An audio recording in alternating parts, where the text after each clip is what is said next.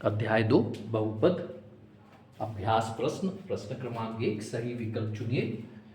निम्नलिखित में से कौन सा बहुपद है, कौन सा एक बहुपद है? तो जैसा कि हम जानते हैं, यहाँ x की घात हो गई बटे में 2, मतलब x की घात ऋण 2 हो गई, इसलिए ये बहुपद नहीं है।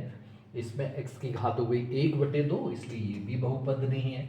यहाँ यदि देखिए तो x की घात जब ऊपर जाएगी तो ऋण की ही होगी, तो बहुपद ये भी नहीं है। अब बचा हुआ यहाँ पर हमारे पास है थर्ड ऑप्शन, तो उसको अगर हम थोड़ा सा चेक कर लें, ये लिखा हुआ है एक्स स्क्वायर धन 3 गुणित जो x की घात है वो 1 बटे 2 की घात है। यहाँ पर वर्गमूल का मतलब होता है 1 बटे 2 की घात, बटे में है, आधार समान है तो घातें घट जाएगी, घातें घटा देंगे हम, तो यहाँ से बचेगा हमारे पास एक्स स्क्वायर धन 3 गुणित एक्स की घात लघुत्तम 2 हो जाएगा, 3 ऋण 1, 3 ऋण 1 मतलब 2, 2 बटे 2 मतलब 1 हो गया, तो ये हो जाएगा एक्स वर्ग धन 3x। और अगर ऐसा आ गया तो यहाँ पर हम x की घात देख रहे हैं नॉन नेगेटिव इंटीजर है, इसलिए ये एक बहुपद है। तो इसका जो करेक्ट आंसर होगा वो होगा सी वाला। नेक्स्ट क्वेश्चन आपके लिए, बहुपद की घात हमें बताना है। तो बहुपद की घात, सबसे बड़ी घात देख सकते हैं, x की सबसे बड़ी घात 4 है, इसलिए इसका करेक्ट आंसर हो गया हमारा ए वाला। नेक्स्ट क्वेश्चन देखिए, बहुपद px दिया हुआ है, p ऑफ 2 रूट 2 हमको फाइंड करना है। तो p ऑफ 2 रूट 2 को यदि हम देखें तो ये हो जाएगा 2 root 2 raise to power 2 minus 2 root 2, x की जगह अगेन आ गया 2 रूट 2 और धन का 1। तो इसमें इसका गुणा है, मतलब ये वर्ग है, तो ये संख्या और ये संख्या हो गई बराबर, धन की है ऋण की है तो ये कट जाएगी, बचेगा क्या हमारे पास 1 केवल, इसलिए इसका करेक्ट आंसर होगा बी वाला। नेक्स्ट क्वेश्चन है, p ऑफ x दिया है, p ऑफ x में p ऑफ माइनस एक्स जोड़ना है, तो पहले आप p ऑफ माइनस एक्स याद कर लीजिए। तो जहाँ जहाँ x है वहाँ ऋण x रख देंगे, धन का 3। अब जब अपन इनको जोड़ेंगे तो लेफ्ट हैंड साइड जुड़ेगा और राइट हैंड साइड जुड़ेगा। तो राइट हैंड साइड जब जुड़ेगा तो ये 3x और ऋण x कट जाएगा, तो बचेगा क्या हमारे पास 3 धन 3 मतलब 6। तो करेक्ट आंसर आप देख पा रहे हैं इसका डी वाला है। तो ये पहले 4 क्वेश्चन हमने कर लिए। नेक्स्ट क्वेश्चन लेते हैं, क्वेश्चन नंबर 5 आपके लिए। तो क्वेश्चन नंबर 5 देखिए, बहुपद का शून्यक हमें ज्ञात करना है। तो बहुपद जो दिख रहा है वो एक घात का बहुपद दिख रहा है, लीनियर बहुपद दिख रहा है, रेखिक बहुपद जिसको हम बोलते हैं। शून्यक ज्ञात करना है तो आप इसको 0 के बराबर रख दीजिए, 2x धन 5 बराबर 0 रखेंगे, तो यहाँ से 2x आ जाएगा ऋण 5 और x आ जाएगा हमारे पास ऋण 5 बटे 2। तो करेक्ट आंसर जो है वो बी वाला है। नेक्स्ट क्वेश्चन आपके लिए, x धन 1 बहुपद का गुणनखंड है। तो अगर हम x धन 1 को 0 के बराबर रख लें तो शून्य आता है हमारे पास ऋण 1। अब ऋण 1 यदि हम रखें और जो बहुपद 0 दे दे वो है उसी का ये गुणनखंड होगा। तो जैसे हमने ये ऋण 1 यहाँ रखा तो ये हो जाएगा ऋण 1 की घात 3, मतलब ऋण 1, यहाँ इसका वर्ग है तो ये हो जाएगा धन 1, फिर ऋण 1 रखेंगे तो ऋण ऋण धन हो जाएगा और ये धन हो जाएगा, मतलब ये तो शून्य होगा नहीं, पहला आंसर नहीं है। दूसरे में यदि ऋण 1 रखेंगे तो ऋण 1 की घात 3 मतलब ऋण 1 का वर्ग मतलब धन 1, यहाँ ऋण 1 हो गया, धन ऋण ऋण हो गया, धन का 1। तो आप देख रहे हैं 1 से 1 कट रहा है, 1 से 1 कट रहा है, मतलब ये शून्य हो रहा है, इसलिए x धन 1 बी वाले का एक गुणनखंड है, बहुपद का गुणनखंड है। आगे जाने की आपको जरूरत नहीं है, आगे हो भी सकता है गुणनखंड हो, लेकिन हमको तो एक आंसर करेक्ट वाला चुनना था, तो आंसर हो गया हमारे पास बी वाला। एक्चुअली सी में 0 होगा नहीं, क्योंकि धन घात वाली टर्म्स ज़्यादा हो रही है, समघात ज़्यादा है, यहाँ भी शून्य नहीं हो रहा है, इसलिए ज़्यादा सोचना नहीं है हमें, answer B correct. Next question आपके लिए, बहुपद का शेषफल हमको बताना है। जब हम भाग देंगे x धन 1 से तो शेषफल हमें ज्ञात करना है। तो मान लीजिए जो बहुपद है वो p ऑफ x है, x की घात 51 धन 51। तो यहाँ यदि इसको शून्य रखेंगे आप तो x बराबर हो जाएगा ऋण 1, तो जो शेषफल होगा वो p ऑफ माइनस 1 ही होगा, मतलब ऋण 1 की घात 51 और धन का 51। तो ऋण 1 की घात 51 मतलब हो गया ऋण 1, विषम घात है, धन का अपन 51 ले लेंगे तो यहाँ आ जाएगा हमारे पास 51, मतलब आंसर 51 में से 1 गया तो 50 हो गया, इसलिए आंसर जो है वो डी वाला है। नेक्स्ट क्वेश्चन है, देखिए बहुपद जो लिखा हुआ है वो ए वर्ग ऋण बी वर्ग की एक आइडेंटिटी हमें दिखाई देने लगी, तो इसका हम यूज़ कर लें। ए वर्ग ऋण बी वर्ग मतलब ये हो गया हमारे पास 249 माइनस 248 और इनटू हो जाएगा 249 प्लस 248, इसको घटा लेंगे तो ये तो 1 हो गया, तो जोड़ेंगे 8 8 16 1 17, 4 4 8 और 1 9 और 2 2 4, तो हमारा आंसर जो है वो 497 लास्ट वाला दिखाई दे रहा है, तो ऑप्शन डी इसका करेक्ट है। नेक्स्ट क्वेश्चन आपके लिए, यदि ए धन बी धन सी शून्य है तो ए क्यू धन बी क्यू किसके बराबर होगा, तो हम जानते हैं आंसर होगा 3abc होता है। अगला क्वेश्चन है, x का मान जब 2 है तो बहुपद का मान हमें ज्ञात करना है, तो बहुपद का मान हो जाएगा p ऑफ 2 के बराबर, तो जहाँ जहाँ x से 1 2 रखते जाइए हो जाएगा 5 गुणित 2 ऋण 4 गुणित 2 का वर्ग धन 3, मतलब 5 दूनी 10 ऋण ये 2 की घात 2 मतलब 4, 4 में 4 का गुणा मतलब 16 और धन का 3, समान चिन्ह वाले जुड़ेंगे मतलब हो गया हमारे पास 13 ऋण 16, 13 ऋण 16 घटेगी संख्याएं 3 आ जाएगा, लेकिन बड़ी संख्या का चिन्ह लगेगा तो हो जाएगा ऋण का 3, तो करेक्ट आंसर जो है वो बी वाला होगा। तो इस तरीके से हमने देखा क्वेश्चन नंबर 1। नेक्स्ट क्वेश्चन लेंगे, नेक्स्ट क्वेश्चन देखिए क्वेश्चन नंबर 2 आपके लिए रिक्त स्थानों की पूर्ति करना है, तो क्वेश्चन में है अशून्य अचर बहुपद की घात सदैव शून्य होती है, जैसा कि हम जानते हैं यहाँ पर जो भी अचर बहुपद होता है उसकी घात शून्य होती है,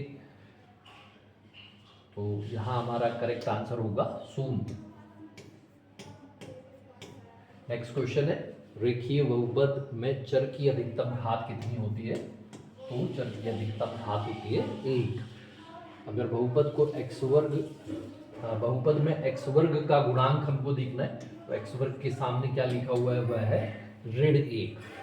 नेक्स्ट क्वेश्चन आपके लिए, बहुपद का एक गुणनखंड x धन 1 है तो दूसरा गुणनखंड हमें ज्ञात करना है, तो जैसा आप देख रहे हैं 11x धन 10 का एक गुणनखंड आपको दे दिया x धन 1, तो आप क्या करिएगा x धन 1 को ऐसे 2 बार लिख लीजिए और दूसरा गुणनखंड ज्ञात करने के लिए इसको बैलेंस करिए, यहाँ x का गुणा कर दें तो x वर्ग हो गया धन x हो गया, धन 10 का गुणा कर दीजिए तो 10x धन 1x मतलब 11 हो जाएगा, लास्ट टर्म अपने आप आ गई, x धन 1 कॉमन ले लेते हैं तो बचेगा क्या हमारे पास x धन 10, तो जो दूसरा गुणनखंड है वो क्या होगा x धन 10। नेक्स्ट क्वेश्चन, दो घात वाले बहुपद को द्विघात बहुपद कहा जाता है, द्विघात बहुपद कहा जाता है, तो ये हमारा खाली स्थान है। देखिए नेक्स्ट क्वेश्चन लेंगे,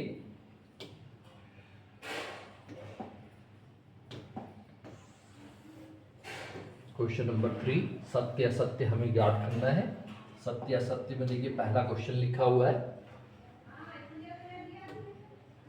फर्स्ट क्वेश्चन, बहुपद 5 एक पदी व्यंजक है, बिल्कुल सत्य बात है ये, इसमें एक ही पद है, एक पदी व्यंजक है, शून्य बहुपद की घात शून्य होती है, तो ये जो कथन है ये असत्य है, क्योंकि हम जानते हैं जो शून्य बहुपद होता है उसकी घात जो है वो परिभाषित नहीं होती, शून्य बहुपद की घात परिभाषित नहीं होती, शून्य बहुपद की घात परिभाषित नहीं होती, अचर बहुपद की घात शून्य होती है, ये कथन सत्य होता है। अगला क्वेश्चन जैसे लिखा हुआ है, एक अशून्य अचर बहुपद की घात सदैव परिभाषित है, तो ये सत्य है, परिभाषित भी है और वह 1 के बराबर है, वह 0 के बराबर, अचर बहुपद जो है उसकी जो घात होती है वो सदैव परिभाषित होती है और शून्य होती है। अगला क्वेश्चन, बहुपद एक द्विघात बहुपद है, ये असत्य है, द्विघात में क्या होता है x की बड़ी से बड़ी घात 2 होती है, जबकि यहाँ 4 लिखा हुआ है इसलिए ये असत्य है। अगला क्वेश्चन है, बहुपद एक रेखिक बहुपद है, बिल्कुल सत्य बात है, x की अधिकतम घात 1 है इसलिए ये एक रेखिक बहुपद है, प्रत्येक वास्तविक संख्या शून्य बहुपद का एक शून्यक होती है, तो ये भी बात सत्य है। अगर शून्य बहुपद है, x का कोई भी मान लेंगे आप तो वह शून्य ही देगा। अगला क्वेश्चन, एक शून्येतर अचर बहुपद का कोई शून्य नहीं होता है, ये भी सत्य है। जो अचर बहुपद होता है, शून्येतर अचर बहुपद होता है, उसका कोई शून्य नहीं होता। तो ये हमारा था सत्य असत्य। अगला क्वेश्चन लेंगे, क्वेश्चन नंबर 4 देखिए, सही जोड़ी हमको बनाना है। तो सही जोड़ी आप जानते हैं आसान होता है, केवल आपको सही आंसर्स लिखे हुए हैं बाजू में उनको मैच करना है। जैसे एक्स क्यू ऋण वाई क्यू का मान जो है वो हम जानते हैं x minus y into x square plus y square plus x y होता है। X cube plus y cube का मान जो है वो डेफिनेटली एक्स धन y into x square plus y square minus x y होता है। बहुपद का शून्यक हमको दिख रहा है ऋण 1 के बराबर, एक्स की घात 4 अधिकतम घात 4 ही दिखाई दे रही है, तो यहाँ आ गया हमारा लास्ट ऑप्शन। फिर बहुपद का शून्यक जो है वो बचा हुआ ही होगा, आप इसको शून्य के बराबर रखेंगे तो 5x बराबर ऋण 2 और x बराबर ऋण 2/5, इसलिए इसका करेक्ट आंसर जो है वो पहला वाला होगा। तो इस तरीके से हम आसानी से सही जोड़ियां मिला सकते हैं। नेक्स्ट क्वेश्चन है, देखिए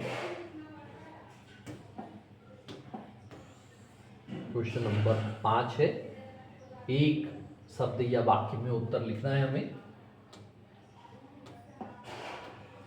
पहला क्वेश्चन, बहुपद,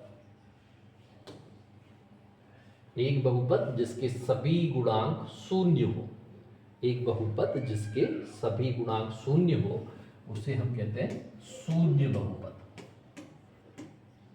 शून्य बहुपद कहलाता है, तो ये आपका आंसर हो जाएगा। एक ऐसा बहुपद जिसके सभी गुणांक शून्य हो, शून्य बहुपद कहलाता है।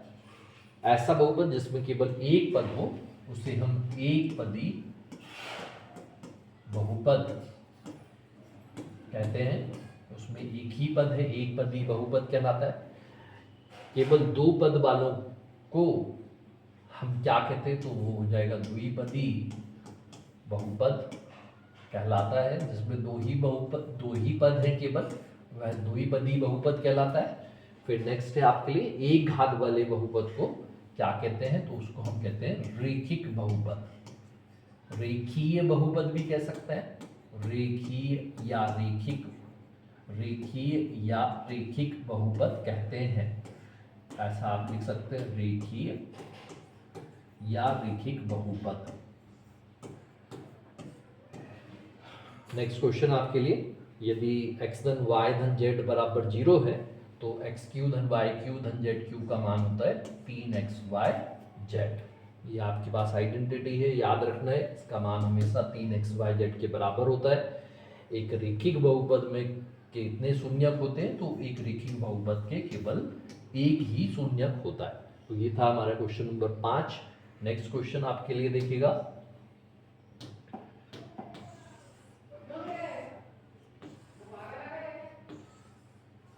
क्वेश्चन नंबर 6 लेंगे। क्वेश्चन नंबर 6 सत्यापित कीजिए कि दिखाए गए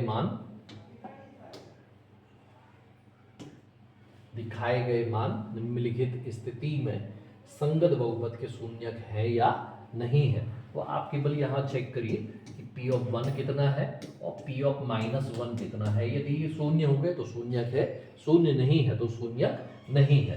तो आपने यहाँ पर x की जगह 1 रख देना है, 1 का वर्ग ऋण 1 मतलब हो गया 1 ऋण 1, ये शून्य हो गया। जब हम ऋण 1 रखेंगे तो ऋण 1 का वर्ग ऋण 1 मतलब हो जाएगा 1 ऋण 1 और ये भी शून्य हो गया। इसलिए हमारा आंसर होगा कि शून्यक है, दोनों ही शून्यक है। नेक्स्ट क्वेश्चन आपके लिए, क्वेश्चन नंबर 7,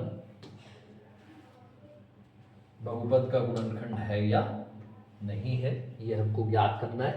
तो सबसे पहले आपने करना क्या है यहाँ पर कि मान लीजिए कि माना यह हुआ पॉलिनोमियल जो है वो 3x³ + 7x है, और फिर क्या करें अपन यहाँ पर ये जो 7 धन 3x है इसको शून्य के बराबर शून्य के बराबर प्रतिस्थापित कर दीजिए।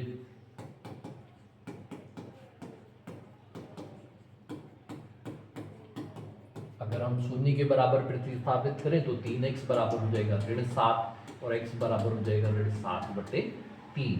इसलिए हम ज्ञात करेंगे p ऑफ -7/3। अब ये शून्य है तो ये गुणनखंड है और ये शून्य नहीं है तो गुणनखंड नहीं है। तो जहाँ जहाँ x है वहाँ आप रख देंगे -7/3, इसकी घात 3, 7 गुणित -7/3 इसकी घात 1। तो अब हमको ज़्यादा सॉल्व करने की जरूरत नहीं है, क्योंकि यहाँ भी देखिए ऋण की संख्या घात विषम है, यहाँ भी ऋण की संख्या घात विषम है। तो जो गुणनफल होगा, जो भी हमारा आंसर आएगा वो ऋण का ही है, ये भी ऋण का है, तो शून्य तो होने से रहा, ये शून्य के बराबर नहीं है। अतः 7-3x px का गुणनखंड नहीं है, गुणनखंड नहीं है। अगर ये शून्य हो जाता तो गुणनखंड है, शून्य नहीं है तो गुणनखंड नहीं है। बस इतना ही आपको आंसर देना, ज़्यादा कोई परेशानी की बात नहीं है। नेक्स्ट क्वेश्चन है क्वेश्चन नंबर 8। क्वेश्चन नंबर 8 में आपके लिए लिखा हुआ है कि यदि मान लीजिए गुणनखंड प्रमेय लागू करके बताइए कि gx px का गुणनखंड है या नहीं है। तो देखिए हमने सबसे पहले क्या करना है यहाँ पर कि ये जो gx है इसको शून्य के बराबर रख देना है, दैट इज द x-1 को हमने शून्य रख देना है, तो x का मान हो जाएगा ऋण के बराबर। अब जब x बराबर ऋण हो गया तो आपको ज्ञात करना है p ऑफ ऋण शून्य है या नहीं है। तो जहाँ जहाँ x है वहाँ आपने रख दिया ऋण 1, तो ये हो गया x की जगह ऋण 1 धन ऋण 1 की घात 2 गुणित ऋण 1 और ये है लास्ट का धन का या ऋण का 1। हल करेंगे हम तो ऋण 1 की घात 3 मतलब ऋण ही होता है, देखिए तो ये हो गया 2 गुणित ऋण 1, ये ऋण 1 का वर्ग धन 1 होता है, ये ऋण ऋण धन हो जाएगा, समान चिन्हों का गुणनफल 2 एकम 2, यहाँ आ गया 2 एकम 2, लेकिन ऋण का 2 धन का 1 धन का 2 ऋण का 1, तो 2 से 2 कट रहा है, देखिए 1 से 1 भी कट गया, बराबर हो गया 0। इसलिए हम यहाँ बोलना चाहते हैं कि ये जो x धन 1 है वो px का एक गुणनखंड है, मतलब gx px का गुणनखंड है। तो ये हमारा आंसर हो जाएगा, क्योंकि हमारे पास रिमाइंडर जो है शेषफल जो है वो शून्य के बराबर है, इसलिए गुणनखंड है। अगर ये शून्य नहीं होता तो गुणनखंड नहीं है। नेक्स्ट क्वेश्चन लेंगे, देखिए क्वेश्चन नंबर 9, k का मान ज्ञात कीजिए जबकि x ऋण 1 दिए हुए बहुपद का एक गुणनखंड है। यदि बहुपद का गुणनखंड है तो हम जानते हैं शेषफल प्रमेय लगा लीजिए, गुणनखंड प्रमेय लगा लीजिए। यहाँ पर जो p ऑफ 1 होगा वो शून्य होगा, क्योंकि x ऋण 1 px का गुणनखंड है, गुणनखंड। अतः p ऑफ 1 जो है वो शून्य के बराबर होगा, ये आपको ध्यान रखना है, p ऑफ 1 शून्य होगा। तो जहाँ जहाँ x है वहाँ 1 रख दीजिए, 1 का वर्ग धन 1 धन k बराबर 0, 1 धन 1 धन k बराबर 0, 1 और 1 2 होता है, k बराबर 0, तो k का मान हो गया ऋण 2। इस तरीके से हम आसानी से इसका आंसर निकाल सकते हैं। नेक्स्ट क्वेश्चन आपके लिए है, देखिए क्वेश्चन नंबर 10वां। इस 10वें क्वेश्चन में थोड़ा सा आपको करेक्शन करना अनिवार्य है। यहाँ जो क्वेश्चन लिखा हुआ है यदि गुणनखंड करना है तो इस गुणनखंड के लिए मैं इसको पहले 1 कर देता हूँ, ये 3 की जगह 1 ले लेता हूँ, तो ये हो जाएगा 12x वर्ग धन 7x धन 1, 12x वर्ग, इसको मैंने लिख दिया 4x धन 3x धन 1। अब 4x कॉमन ले लिया तो बचेगा 3x धन 1 कॉमन ले लिया तो 3x धन, अभी 3x धन 1 कॉमन ले लेते हैं तो बचेगा हमारे पास 4x धन 1। इस तरीके से इसका गुणनखंड हो जाएगा। तो यहाँ जो 3 लिखा है पहले उसको 1 कर लीजिए, फिर आसानी से इसको गुणनखंड कर लीजिए। तो नेक्स्ट क्वेश्चन आपके लिए थोड़ा सा क्वेश्चन में करेक्शन है, तो ध्यान रखेंगे आप। क्वेश्चन नंबर 11,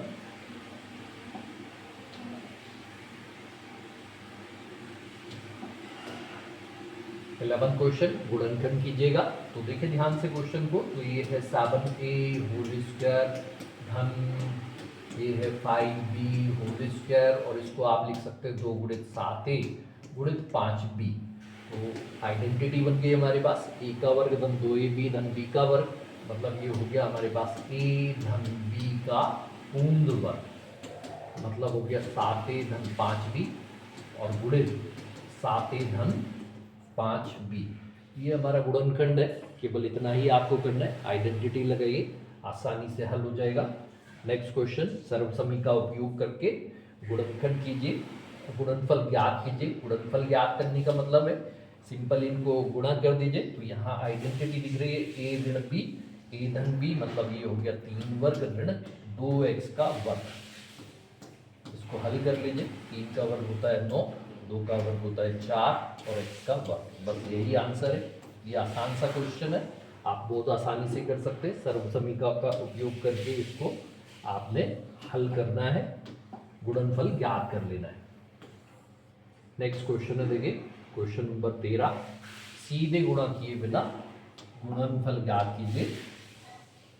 जबकि संख्या है 95 गुणित 105, तो दी हुई संख्याओं को ध्यान से देखें, ये है 100 ऋण 5 और ये है 100 धन 5, 100 धन 5। ऐसा यदि आप देख लेंगे तो आपका काम हो गया, क्योंकि यहाँ एक आइडेंटिटी लग गई, a ऋण b a धन b, मतलब a का वर्ग ऋण b का। 100 का वर्ग कितना हो गया, तो आप जानते हैं 4 जीरो आ गया, 5 का वर्ग 25 है, घटा देंगे आप तो 75 और 2 दो, ये हमारा आंसर है। तो ये बहुत आसान सा क्वेश्चन है, आपके पास ऐसा क्वेश्चन आने ही वाला है ऐसा एग्जाम में, तो इसलिए इसको अच्छे से तैयार करें। नेक्स्ट क्वेश्चन है, देखिए उपयुक्त सर्वसमीका का उपयोग करके इसका प्रसार ज्ञात करना है।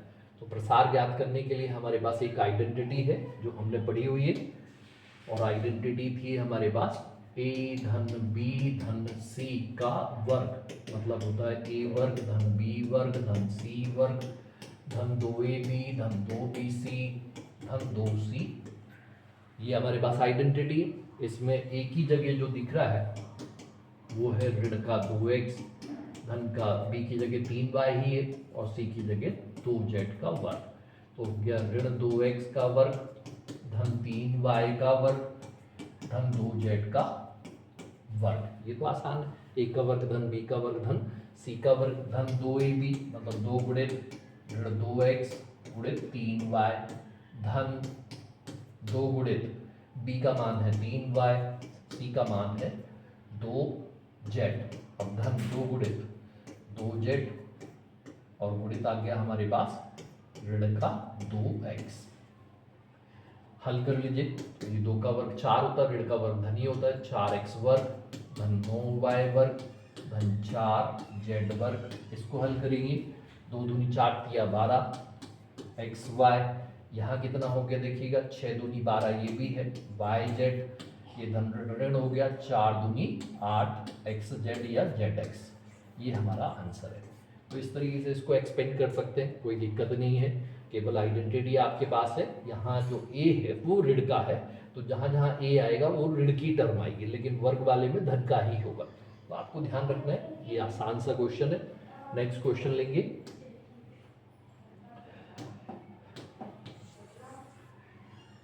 इसका प्रसार कीजिएगा। तो हमारे पास फिर से एक आइडेंटिटी जो हमने पढ़ी हुई है, a धन b की घात 3, a धन b की घात 3 होती है, a की घात 3 धन 3 a वर्ग b धन 3 a b वर्ग धन b की घात 3। तो यहाँ a जो है वो क्या दिख रहा है आपको, 2x और b की जगह 1, तो a की जगह आपने 2x रख देना है, b की जगह 1 रख देना है, तो ये हो जाएगा 2x की घात 3 धन 3 गुणित 2x का वर्ग गुणित 1, 3 गुणित 2x गुणित 1 का और धन का 1 की घात 3।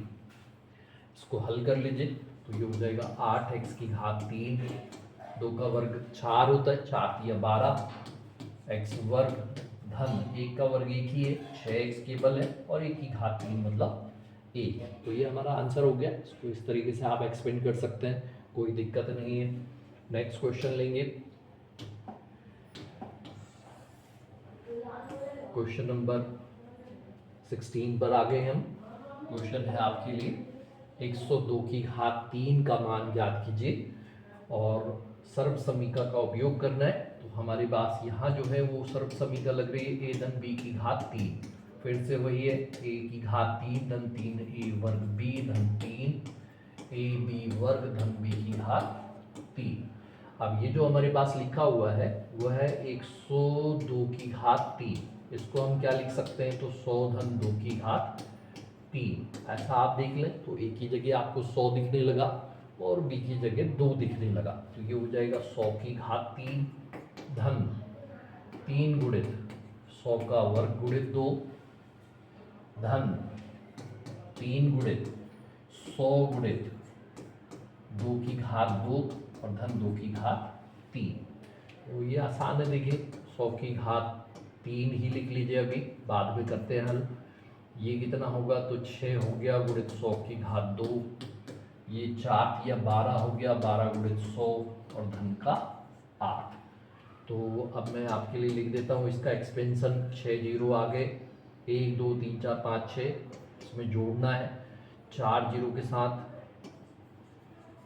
6 हो गया, फिर हमारे पास 1200 हो गया और फिर हमारे पास 8 हो गया। तो इसको आपको जोड़ना है, तो आंसर कितना हो गया, देखिए 8 हो गया, इकाई का अंक, दहाई का अंक 0 है, 2 है, 1 है, 6 है, 0 है और 1 है। इस तरीके से आप आसानी से जोड़ लीजिए, जोड़ने में गलती नहीं करेंगे, ये बहुत आसान है। देखिए तो आइडेंटिटी लगाइए और हल कर लीजिए। तो ये क्वेश्चन नंबर हमारा 16 था। नेक्स्ट हम लेंगे क्वेश्चन नंबर 17। सत्यापित करना है, x की घात 3 धन y की घात 3 जो है वो x धन y गुणित x square minus x y plus y square होता है। तो हमने करना क्या है, देखिए राइट हैंड साइड ले लेते हैं। राइट हैंड साइड हमको दिख रहा है एक्स धन वाई गुणित एक्स वर्ग ऋण एक्स वाई धन वाई वर्ग। एक्स का पूरे के साथ गुणा होगा, मतलब एक्स गुणित हो गया एक्स वर्ग ऋण एक्स वाई धन वाई वर्ग। फिर y का भी पूरे के साथ गुणा होगा, तो y गुणित हो जाएगा एक्स वर्ग ऋण एक्स वाई धन वाई। हल कर लेते हैं, तो x का गुणा करेंगे तो हो जाएगा x की घात 3 ऋण एक्स स्क्वायर वाई धन एक्स वाई। y का गुणा करेंगे y सबके साथ जाएगा एक्स स्क्वायर वाई ऋण एक्स वाई स्क्वायर धन वाई की घात 3। अब यदि ध्यान से देखें तो ये जो एक्स स्क्वायर वाई है ये ऋण का है और एक्स स्क्वायर वाई धन का है, तो कट जाएगा। वैसे ही एक्स वाई स्क्वायर से एक्स वाई स्क्वायर कट जाएगा, तो बचा क्या हमारे पास एक्स की घात 3 धन वाई की घात 3, मतलब ये हो गया लेफ्ट हैंड साइड। तो यही हमारे को सिद्ध करना था कि ये जो गुणनफल है एक्स क्यू धन वाई क्यू के बराबर है। नेक्स्ट क्वेश्चन देखिएगा, क्वेश्चन नंबर 18। एक्स की घात 3 ऋण वाई की घात 3 बराबर सिद्ध करना है एक्स ऋण वाई गुणित एक्स वर्ग धन एक्स वाई धन वाई वर्ग है। फिर वही सत्यापित करने के लिए हमने राइट हैंड साइड ले लिया और इसका गुणा कर दिया। बाइनोमियल का ट्राइनोमियल के साथ गुणा है, पूरा x का गुणा हो गया एक्स वर्ग धन एक्स वाई धन वाई वर्ग ऋण ऋण y का गुणा हो रहा है एक्स वर्ग धन एक्स वाई धन वाई वर्ग। अब x से गुणा करेंगे तो सारी ही टर्म जो है वो एक एक पावर बढ़ जाएगी x की, दैट इज x की घात 3 धन एक्स स्क्वायर वाई धन एक्स वाई स्क्वायर। अब यहाँ ध्यान रखना है माइनस से गुणा है तो सारी ही टर्म जो है वो नेगेटिव हो जाएगी। एक्स स्क्वायर वाई इसका मल्टीप्लाई हुआ माइनस हुआ एक्स वाई स्क्वायर और यहाँ जब आएगा तो माइनस का वाई की घात 3। अब यदि ध्यान से देखें तो ये एक्स स्क्वायर वाई से एक्स स्क्वायर वाई कट गया, फिर एक्स वाई स्क्वायर से एक्स वाई स्क्वायर भी कट गया, तो बचा क्या हमारे पास एक्स क्यू माइनस, यही हमारा लेफ्ट हैंड साइड है देखिए, और यही हमको सत्यापित करना था। ये आसान क्वेश्चन है, एक जैसे क्वेश्चन थे दोनों, तो आप थोड़ा सा प्रैक्टिस करेंगे आसानी से बन जाएगा, दिक्कत नहीं है। आइडेंटिटी है, याद भी रखना है। क्वेश्चन नंबर 19 देखिए, क्वेश्चन नंबर 19 है 8 a q minus b q minus 12a² b plus 6ab² का गुणनखंड करना है। तो यदि हम ध्यान से देखें 8a³ minus b³ minus 12a² b plus 6ab², चार टर्म है और दो जगह क्यू दिख रहा है, तो हम डेफिनेटली ये समझ पा रहे हैं ये है 2a की घात 3 ऋण b की घात 3 ऋण 3 गुणित 2a का वर्ग गुणित b। आप देखें यहाँ ध्यान से, 4 या 12 a वर्ग b ही आ रहा है। फिर इसको हमने लिख लिया 3 गुणित 2a और गुणित b, तो एक आइडेंटिटी बन गई। इस आइडेंटिटी को आप जानते हैं, ये हो गया 2a ऋण b की घात 3, मतलब हो गया इसका गुणनखंड 2a ऋण b गुणित 2a ऋण b और 2a ऋण b। ये हमारा आंसर हो गया। देखिए तो आइडेंटिटी है x minus y whole cube, x minus y whole cube जैसा आपने एक्सपेंड कर लेना है। एक्सपेंशन दिया हुआ है, केवल कंपेयर कर लीजिए और एक्सटेंड कर दीजिए। नेक्स्ट क्वेश्चन हम देख रहे हैं, क्वेश्चन नंबर 20। इसका मान ज्ञात करना है। मान ज्ञात करने के तो तरीके आप जानते हैं, लेकिन यहाँ जो है आपको ध्यान देना है कि एक आइडेंटिटी आपके पास लग रही है कि यदि x बराबर हमने ऋण 12 लिया, y बराबर 7 लिया, z बराबर 5 लिया, तब x धन y धन z कितना हो गया, तो ऋण 12 धन 7 धन 5 मतलब हो गया हमारे पास 0। इसलिए एक्स क्यू धन वाई क्यू धन जेड क्यू जो है वो हो जाता है 3xy जेड, ये आइडेंटिटी। तो हो गया ऋण 12 का क्यूब धन 7 का क्यूब धन y का 5 का क्यूब, 5 की घात 3 बराबर कितना हो गया, तो 3 गुणित ऋण 12 गुणित 7 गुणित 5, गुणा करेंगे 12 3 36 हो गया और ये हो गया 7 5 33, इनका गुणा करेंगे तो हमारे पास ऋण का चिन्ह है, ये 36 है, ये 35 है। गुणा करेंगे तो 6 पंचे 30, जानते हैं आप, हासिल आ गई 3, 5 का गुणा किया 15 और 18, 15 और 18 33 और 3 36, 6 हासिल फिर से आ गई 3, 3 तिरका 9, 9 और 3 12। तो इस तरीके से आप गुणा कर सकते हैं। यदि आप ऐसे नहीं कर पा रहे हैं तो ये देखिए 5 छक्का 30, 5 दिए 15 3 18, 3 18, 18 हासिल आई 1, 3 तिरका 9 1 10, हल करिए 0 8 8 16, 1 और 1 2, इस तरीके से आपका आंसर हो जाएगा ऋण 1260। तो नेक्स्ट क्वेश्चन है आपके लिए क्वेश्चन नंबर 21। नीचे दिए गए आयत में उसका क्षेत्रफल दिया गया है,